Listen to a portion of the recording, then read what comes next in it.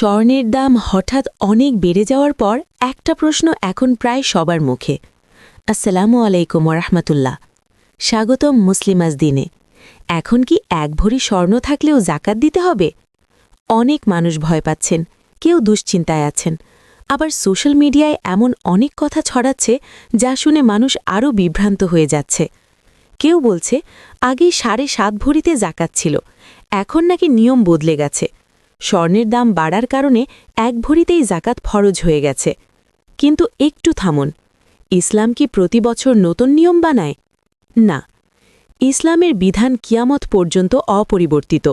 2026 সালের জন্য আলাদা জাকাত আইন নেই। স্বর্ণের দাম বাড়লেও জাকাতের মূল নীতি একই থাকে। জাকাত নির্ধারণ হয় দামের উপর নয়, বরং নিসাবের উপর। তাই আজ আমরা খুব সহজভাবে বুঝব নিসাব কি, কখন জাকাত ফরজ হয় আর কেন অনেক মানুষ ভুল বুঝছেন। প্রথমে একটা বিষয় পরিষ্কার করি, জাকাত মানে শুধু দান নয়, জাকাত হল অন্যের হক। আমাদের সম্পদের ভেতরে গরিব মানুষের একটি নির্দিষ্ট অধিকার। আল্লাহ আমাদের সম্পদ দিয়েছেন, আর সেই সম্পদের মধ্যেই অন্যের অংশ নির্ধারণ করে দিয়েছেন। এখন আসি নিসাবের কথায়। নিসাব মানে একজন মুসলিমের এমন পরিমাণ সম্পদ যেখানে পৌঁছালে জাকাত ফরজ হয়ে যায়। জাকাতের 2 ধরনের নিসাব আছে। প্রথমটি হল স্বর্ণের নিসাব।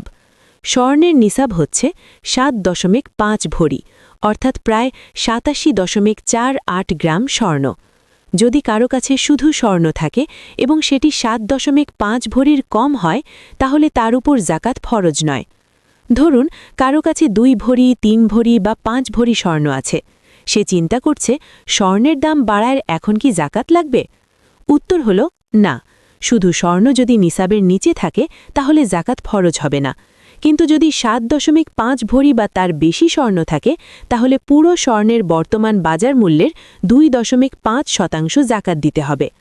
এখন আসি দ্বিতীয় গুরুত্বপূর্ণ বিষয়, রূপার নিসাব।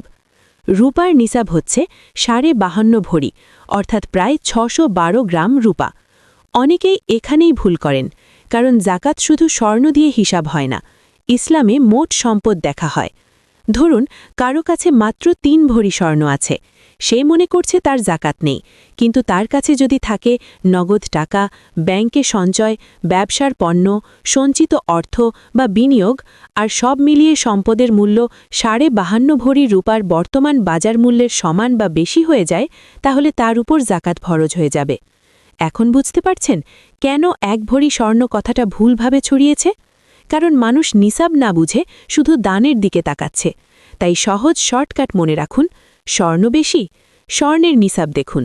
স্বর্ণ কম কিন্তু টাকা আছে, রূপার নিসাব দেখুন। এখন আরেকটা বাস্তব প্রশ্ন। অনেক বোন আছেন তাদের সব সম্পদই গয়না, নগদ টাকা নেই, স্বর্ণ বিক্রি করলে ক্ষতি হবে। তাহলে কি করবেন? ইসলাম এখানে কঠিন কিছু চাপায়নি। আপনি চাইলে স্বর্ণ দিয়েই জাকাত দিতে পারেন। মোট স্বর্ণের 2.5% আলাদা করে দিলেই যথেষ্ট, অথবা প্রয়োজন অনুযায়ী অল্প অংশ বিক্রি করেও জাকাত আদায় করা যায়। ইসলাম কখনো অসম্ভব বোঝা দেয় না। মনে রাখবেন, জাকাত দারিদ্র্য বাড়ায় না, জাকাত সম্পদ কমায় না, বরং জাকাত সম্পদকে নিরাপদ করে। অনেক সময় আমরা সম্পদ হারানোর ভয় পাই, কিন্তু সত্য হল যেই সম্পদে জাকাত দেওয়া হয় না সেই সম্পদেই বরকত কমে যায়। স্বর্ণের দাম বাড়া আসলে আমাদের পরীক্ষা। আমরা কি সম্পদ আঁকড়ে ধরব নাকি আল্লাহর হক আদায় করব?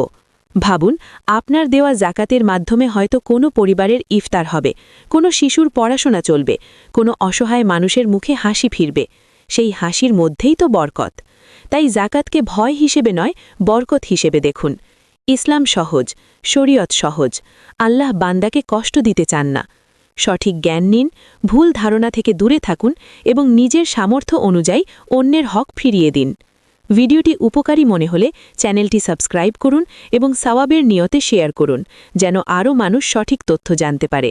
আল্লাহ আমাদের সবাইকে সঠিকভাবে জাকাত আদায়ের তৌফিক দিন। আমিন।